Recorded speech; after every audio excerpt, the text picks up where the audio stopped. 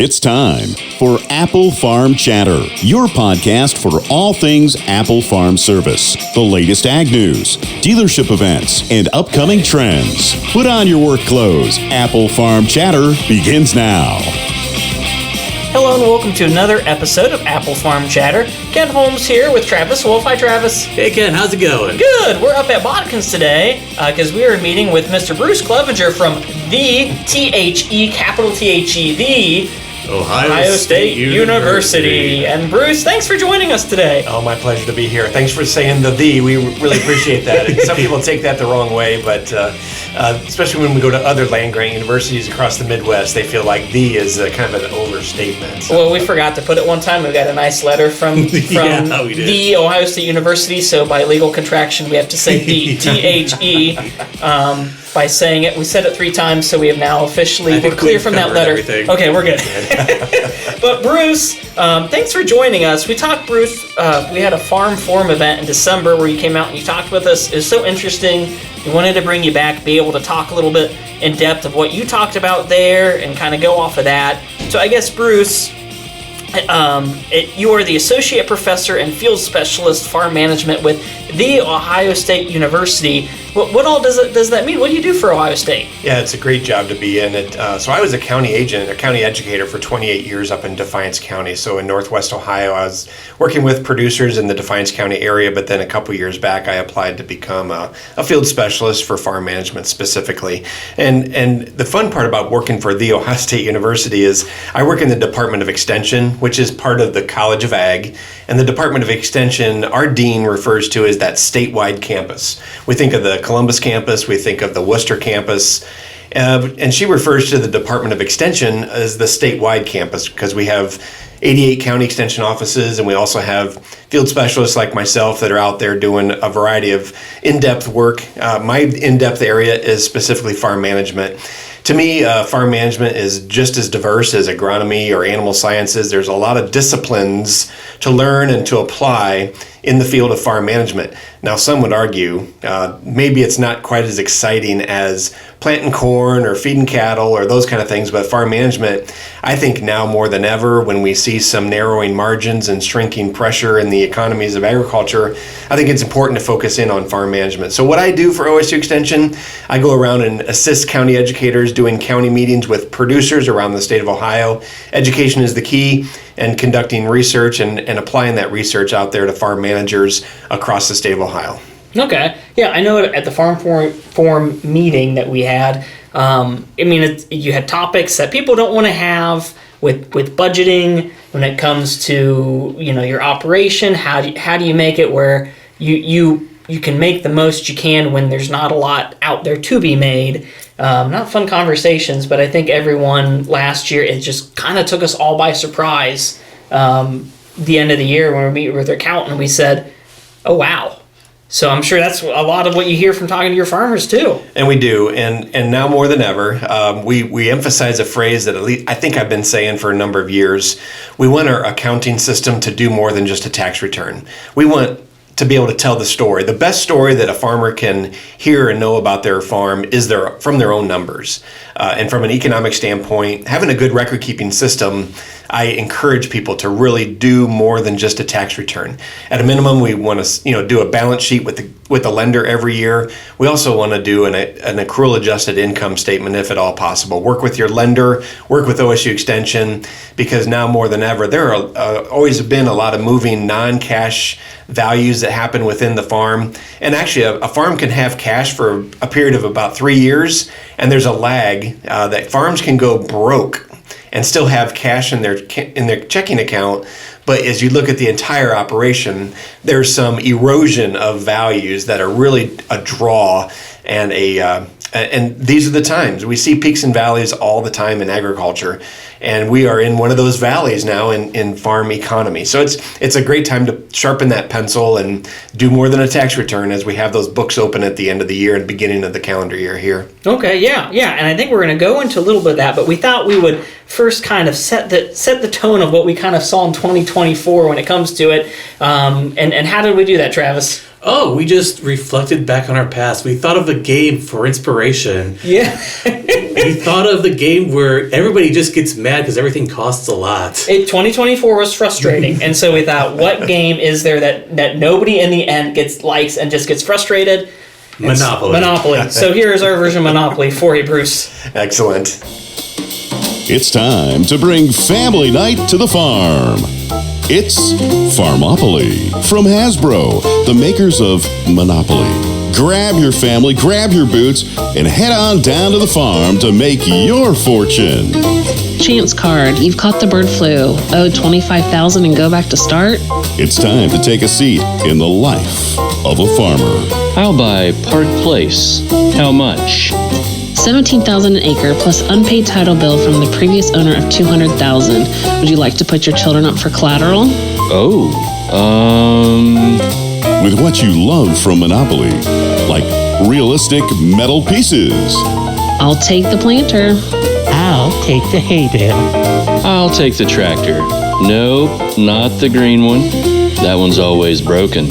And with all the twists and turns that makes it a game you've loved to loathe. Wait, I have to owe the bank money when I pass go? You read the rules. Time to pay your fertilizer and seed. But you still owe me from the last year's cash rent. Grab your copy of Farmopoly today and learn why farming isn't for everyone. Why do we always do this at Christmas? This isn't fair.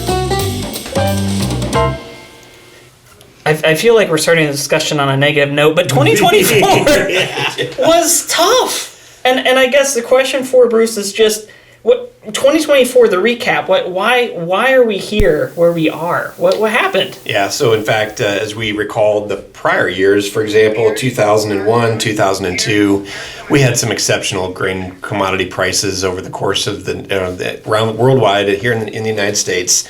Yields were great. We were hitting all kinds of records, both in price and yield, which really just generated a lot of what we would call returns to land and returns to farm, to management and labor. And so there were opportunities that it was easy, you might say, easier then than now. Just in recent years, it was just so easy to really turn a profit. Now, at the same time, during those warm-up years or those wind-up years, our input costs also had pressure up. And so while the revenue was high, our kind of tailing behind were the input costs. And so there was a wide margin.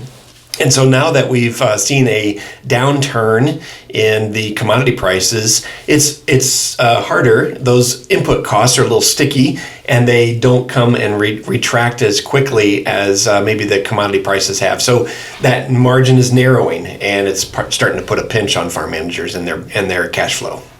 Yeah. I mean, I guess for 2024, if you could have here's the lessons we learned from 24, what would they be?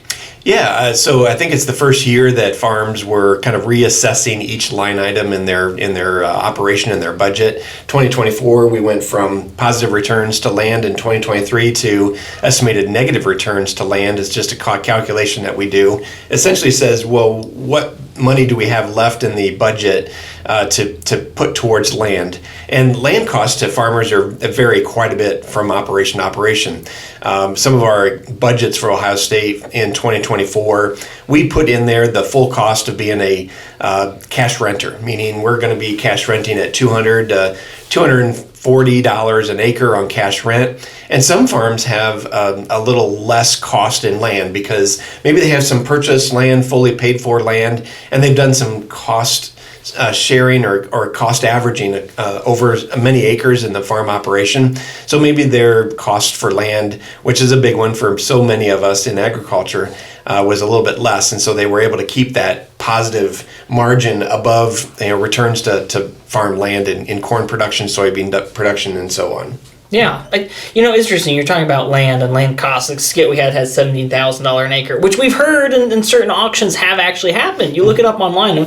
What's the average, not rent, but to own? Isn't it only about like $7,000 an acre, 4 to 7? I mean, it's not nearly as high, but you see all of this huge range. Do you see it continuing like that, or do you see this giant window of low to high? Well, from 22 to 23, and then from 23 to 24, there were exceptional increases in land values that were measured from a couple different sources. One was Ohio Ag Statistics, Ohio State University, and another one was the 7th Fed District out of Chicago. And all of those sources indicated that there were double-digit increases. We're talking 20 to 40% increases per year in the year 2022 to 2023. And then what is now being seen is that those are softening. Now, that's a general statement that those land values are softening, maybe not decreasing, but they're plateauing, meaning I don't think we're going to get away from still seeing some of those high prices that are exceptionally above what we might consider long-term averages of land, because that pressure is still there. And so while we are, even in 2024, saw a 7% increase in farmland values, that was following 2 consecutive years of double digits in the 20 to 40% increases of farmland. Now, cash rents are a little softer as far as percentage increases, but those still were lagging behind, but still trending the same directions as we see in land value. So the cost of land is really important, but it's not just developers buying that land.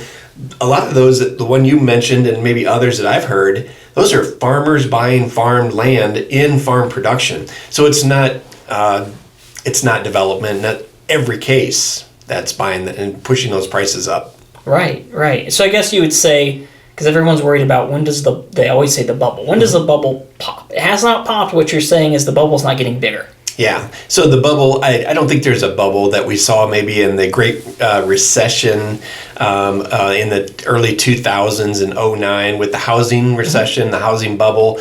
There were some inversions in house values. And so people were upside down, they called it. And there were some interest rate issues. And so there was some, even predator lending was mentioned back in 2009 during that Great Recession.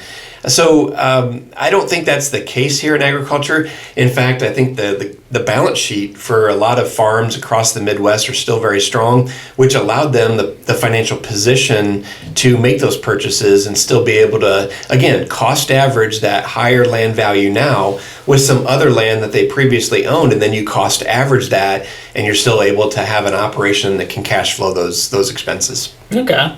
So now we're in 2025. Looking past 24, I mean, I know you don't have a crystal ball, and I know you can't per se this is what's going to happen. But I mean, from what you've seen in the trends for 2025, I mean, what are you predicting? What do you think? Yeah, I think farms are going to be utilizing their liquidity, their current ratio, basically their cash on hand. Farms may still, though, need to borrow some operating loans. And those are the conversations I've had with lenders that have said some of those conversations have been more difficult in end of 2024 leading into 2025 because the cash position that the farmer had at the end of the calendar year was much different than they've experienced in the previous 2 to 3 years. So it's a different conversation, some operating lines of credits. So I think it's just what kind of cash do we have available to cash flow the needs of the farm? So debt necessarily is not bad for an operation to be in, and this is kind of the economic principles of debt. Debt is not necessarily bad until it becomes a cash flow issue. So we talk about the national debt, that's, in the U.S. debt. There's some concerns, of course, in the media and in the government about the national debt and our cost of maintaining that past expenditures, and it is that interest cost of servicing that debt causing a cash flow issue in that business or in the government. And so as we look at farm operations, debt isn't necessarily bad. Debt becomes an issue when we can't cash flow it. And so modest interest rates, a lot of the capital that is purchased in farming that's on the books right now has actually been purchased at a pretty decent low interest rates. If we look back to where interest rates were prior to the pandemic and prior to the inflationary changes that we saw, I think most of the assets that are on loan are positioned pretty well with a modest and manageable interest rate. Okay. I guess, do you have any advice for those that on the cash flow side, let's say they're worried looking at their operating loan isn't changing, they're starting off at a weaker position with cash flow. What are some things that they can do when it comes to keeping a positive cash flow when things are getting a little bit tighter than they've ever been? Yeah, so I think the emphasis that myself and Barry Ward at Ohio State University, we've been talking about refocus on being a low-cost producer. So we are producers of corn, soybeans, and wheat, which are commodities. And the definition of being a commodity producer is that the low-cost producer wins. And that's kind of the long-term statement. So a line-by-line cost analysis of what inputs are being invested and put into that crop or even into our livestock is an important part of refocusing in on what it means to be a low-cost producer. Because there were probably some products and practices used in the last 4 to 5 years that we had a little extra, so we had a little extra inputs into the production system. So now's the time to refocus and make sure that there's an ROI on each of those input costs. Renegotiating and maybe determine an example of that would be, based on my soil test levels, are there some farms that I can forego a fertilizer application of phosphorus and potassium potentially based on soil test levels, and having the confidence that says, yeah, well, in today's margin and the cash flow that I see ahead of me, could I shave some of my cost and utilize the nutrients that are right there in the soil already? Yeah, it's a new topic. You mentioned during the farm forum that this idea of maybe chasing the highest yields is not always the best, which is hard to hear. It's just what it's always been, right? It's always been, you're at the coffee shop and you go around and it's kind of the proud moment of, I got this in my corn and this in my beans and it's how we're doing. And then, nobody at the coffee shop says, well, yeah, I only had $250 on my corn or $220 on my corn, which is less than last year, but I made more. Yep. Kind of a talk. And that's a tough talk to have with the farmers. It is, and especially with nitrogen management, we talk about maximum return to nitrogen. And so bring up an economic concept, the law of diminishing returns. And so I spend $1 to get an extra bushel, and that bushel I get more than $1 in return. I put $1 in nitrogen, and then I get more than $1 back because my yield is increasing. So there becomes a point when I keep putting that extra $1 in with the nitrogen costs that I don't get that more than $1 in corn revenue back. And so that's the law of diminishing returns. And what the idea behind maximizing the maximum return to nitrogen calculation is that it does take into account yields behind the scenes in this model. But what you put in there as far as data is what's today's price of corn and what's today's or in-season price of nitrogen. And then it helps us calculate what's that law of diminishing return that says, this is where I'm going to maximize profit per acre, not necessarily yield per acre. Right. It's just a new concept. I know other things during the meeting we talked about out there. Is there any other than if you lowering your inputs? Is there anything out there as far as different practices they can do or different programs that they can do that they might have not have done before? Is anything out there to assist with some other income as well? You bet. And so take advantage of any, if available, any FSA, Farm Service Agency program that's out there, whether that's a relief or support program that's out there. Certainly take advantage. That's what those programs are there to do, to support rural America, support agriculture in that options. Conservation payments programs. So when I came down from Defiance County, I switched from the Western Lake Erie Basin into now the Ohio River Basin. And so sometimes conservation payments and incentives for farms to do certain practices, things like soil testing and grid soil testing and variable rate application and cover crops. There are incentive programs out there that the first place I always recommend people to stop by and talk to is their local soil and water conservation district office. If not there, stop by your NRCS, the Natural Resource Conservation Service, your conservationist for the area, and see what USDA programs are there. Other revenue, farmers are considering some side hustles. How am I equipped potentially with my machinery lineup? Is there any extra custom work that I could be doing in the neighborhood?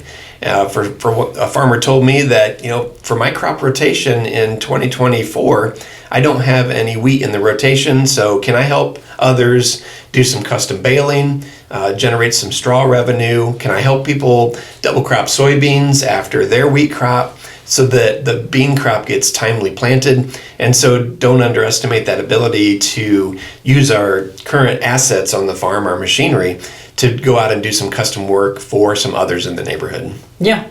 So, and I know you're talking about cover crop and some of the other things, and that's just kind of as a plug for Apple Farm Service and the equipment that we have, is that, if you're looking at trying something new, some type of a new tillage for conservation, whether you want to cut down on tillage and to do more min-till or no-till or some of the other things, cover cropping, reach out to Apple's or any of your local dealerships and see what kind of things they have that we can have to help you out. You mentioned, the rates have stabilized and things are starting to, equal out. So, and you mentioned FSA. I guess something that I get asked once in a while. Have you heard, are farmers starting to get those payments that were approved, back in December? Have you heard much about that? Recently I have not heard whether those payments have been distributed, because I know that they were in the books, but I know there's a lot of federal spending issues right now as far as distribution of funds, and really narrowing in on every line item of the federal budget and really evaluating its purpose. And so I think because I haven't heard, I just wonder if there's a bit of a pause in that. Okay, I wasn't sure because I figured for someone what you do, you'd hear it at the coffee shop and this and that about it. So so we hopefully soon. We're really hoping soon. And then you mentioned, I guess on our end, working with dealerships. What can you do if you're a farmer working with a dealership like Apple's to be able to help when it comes to readjusting your plan for 2025? Well, sure. I think specifically from the equipment standpoint, making sure that we have a lineup that's on the farm, that's well maintained, ready to go, to put the best crop into the ground and provide that service that's needed. I'm curious to kind of know firsthand, are the supplies readily available? Are there parts? Is there service? Are there any gaps that like Apple Farm Service is feeling a pinch in as far as the supply chain or a lag that's really holding things up? Any thoughts, Ken? No, really, to be honest, things feels like we're back to where we were. I'm really tired of saying pre and post COVID. I really am. And I feel like hopefully we can now move past it, because I feel like we are pre-COVID levels on everything when it comes to supplies, as far as we haven't seen. Actually, it's the first time we have our part sale going on now. And we were shocked as we were doing the prices comparing to last year. Our cost on quite a few things have gone down, surprisingly. And so we were able to pass those savings. So if someone took this year's catalog and last year's, you'll see there's some things that actually we went down in price. A lot of things like some of the oils and anything that had to do with plastic or oil seems like it's gone down compared to last year. So it really seems like dealerships are in a better place. We have plenty of inventory. If you want something, we can get it pretty readily available. And I know it's kind of scary. You hear a lot of manufacturers are making them having to lay off.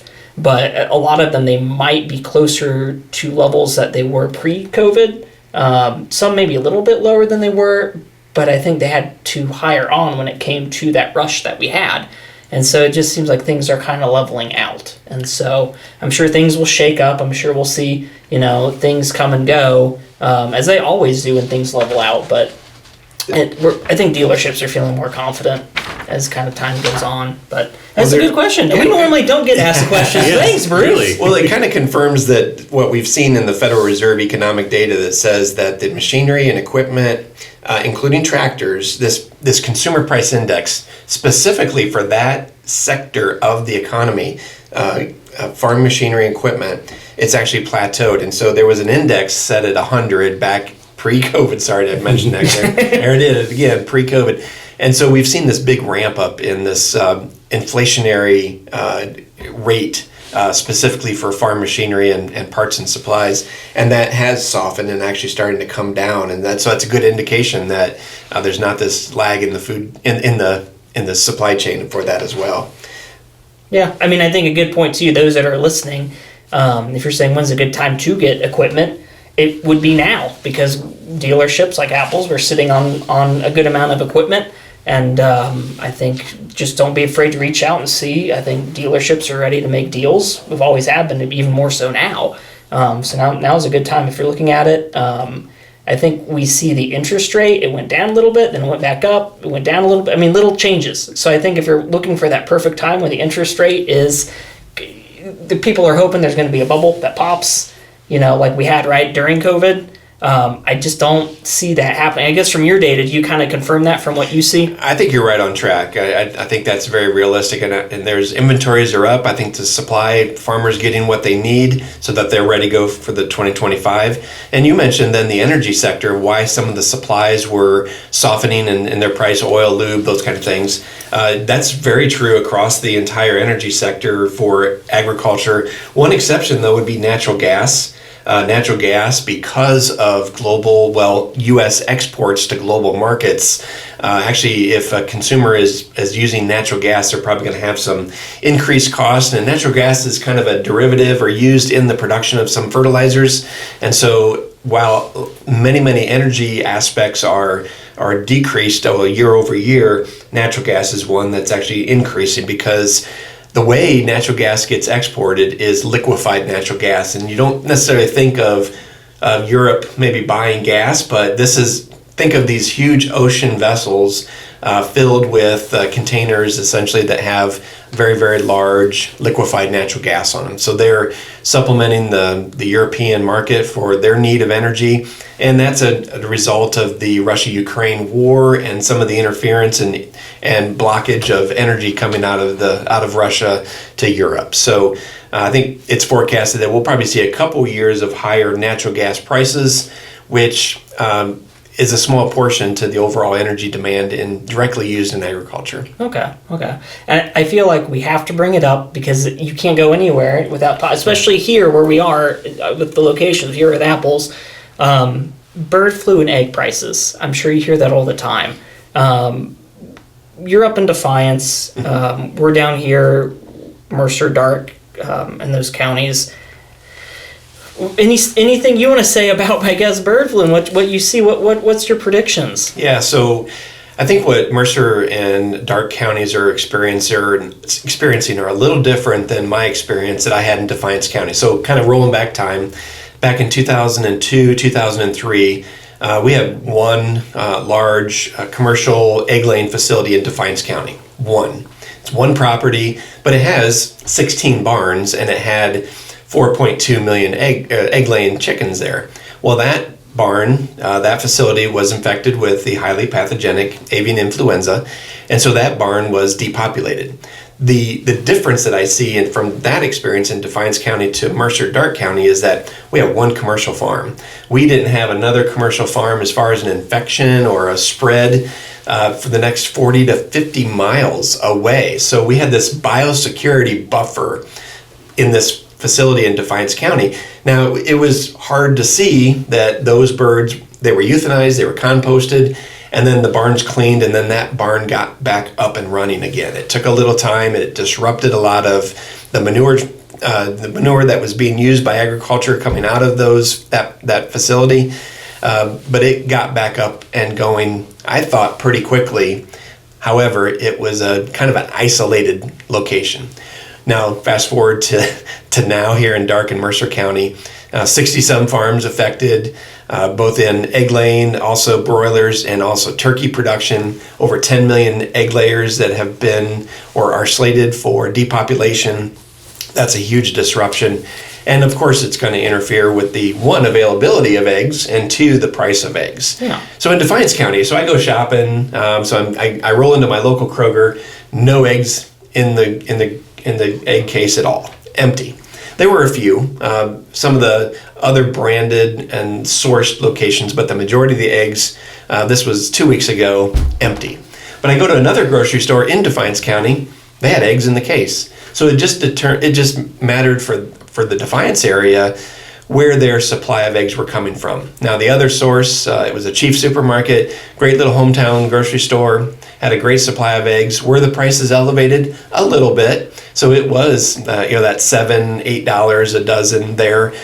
You end up paying $11 or $12 for the 18 pack of dozen of eggs. So inflation. It was made a comment yesterday at a meeting or Saturday that I did was still eggs are a fairly inexpensive protein source for families still to buy, although the price is much higher than we would expect because of these interruptions in the egg supply. Yeah, I mean, we hear all the buzz about the egg prices, so I guess, Travis, we put something together. Yeah, I'll say we've been listening to all these new egg commercials, so we just thought we'd share some with you. Yeah. I'll say companies are pushing a new angle. Nice.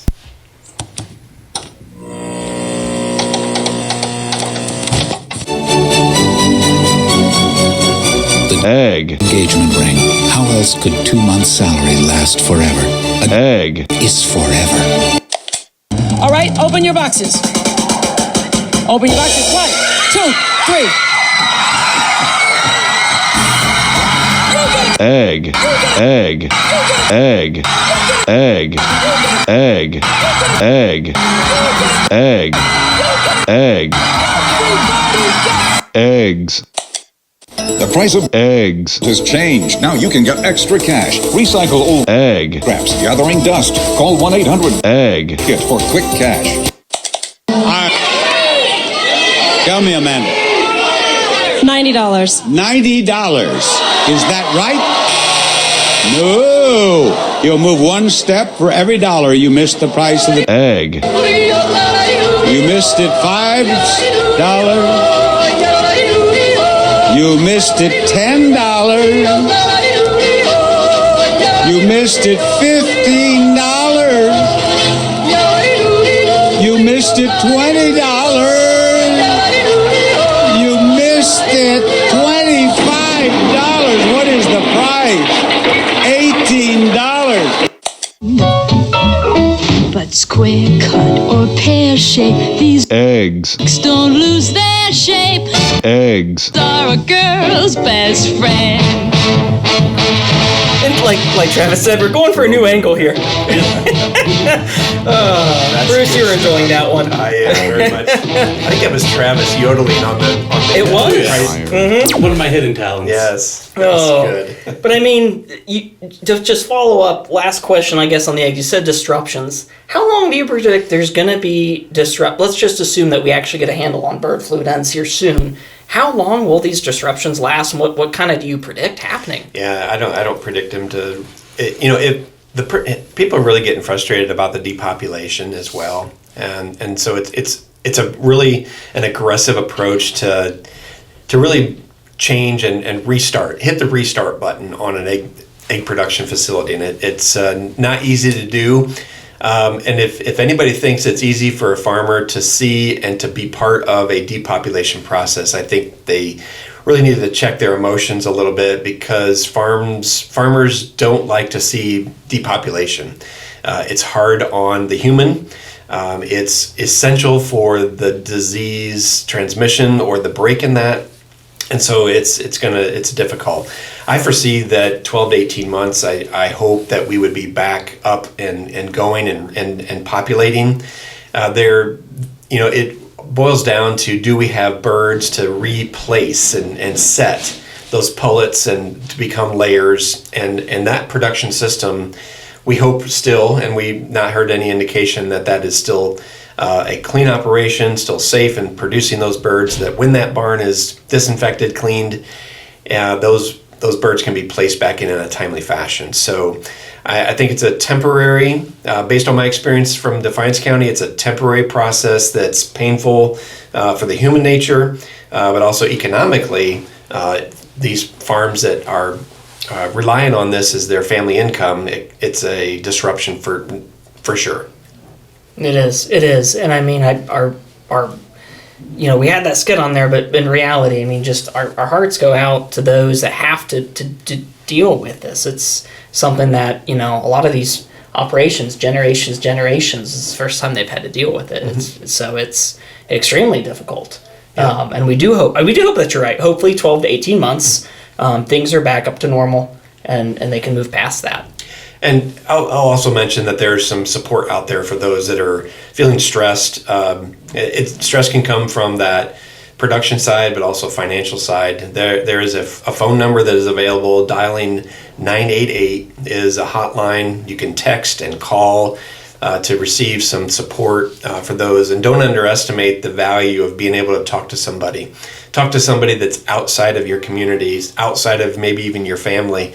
I'm not saying that talking to your family isn't important or outside the community, but it's okay. It is okay to talk and call that phone number and to get some support. Again, that's dialing 988, and it's a hotline specifically. Those folks are trained for rural stress and helping in these exact situations for our farm families. Awesome. Now, Bruce, before we take off, we do have something special for you. Apple Farm Chatter wants to thank you for being our guests with a special prize. This special prize can be yours, but only by answering this super secret question. Are you ready for your super secret question? Are you? Oh boy. Okay. Are you sure? Are you positive? You can I mean, walk it's out the not too door. late to say no. Okay, your choice. Here's your super secret question. Drum roll, please. No. Drum roll, please. Great. If a woodchuck could chuck wood, how much wood would he chuck? Age-old You question. have 5 seconds. 5 seconds. 4, I'm hoping for 8 chord. 3, 8 chord? Yep, that's about what I burned. Final answer, 8 chord? 8 chord. 8 chord. 1. Okay. All right. Andrew's Your recording. answer is... 8 chord, right? 8 chord. That's correct. Hey! Congratulations. You just won your very special prize. It's a new calculator. That's right. It's a brand new 8-digit calculator. Take on your basic mathematical computing with the ability to add, subtract, multiply, and even divide. Warning, calculator doesn't work in the dark. Enjoy pi up to 8 spaces with your brand new calculator. Oh, we've also thrown in some Apple Farm Service gear. Thank you for your participation. Yes, thank you, Bruce. Thanks, man. I don't think it even has a pi button, so I hope you have 8 digits memorized. Oh. But I guess before we take off, Bruce, is there anything else that you want to share with those that are listening to Apple Farm Chatter before we take off? Yeah, so I think keeping an eye on grain marketing this spring. So one thing that we remind folks in our grain marketing course, the data supports that if we wait until harvest, we know that 70% of the higher price opportunities are going to be behind you. So taking advantage of and keeping an eye on grain marketing opportunities here, everything from February all the way through June. There's an old adage that says, honor thy father and mother, and do some grain marketing in the month of May and June around those Mother's Day and Father's Day.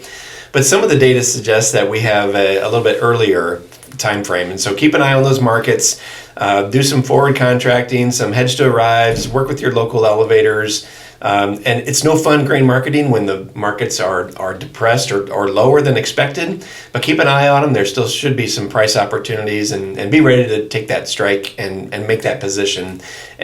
Just be proactive as best you can in setting yourself up for prices that you can then harvest this fall. Okay, all right. And then if they wanted to learn more, get in touch with you, how can they do that? The best way would be, the website, our farm office.osu.edu, or they can reach out to me by email, clevenger.10@osu.edu. But our website is great, has a lot of farm management information. Again, farmoffice.osu.edu.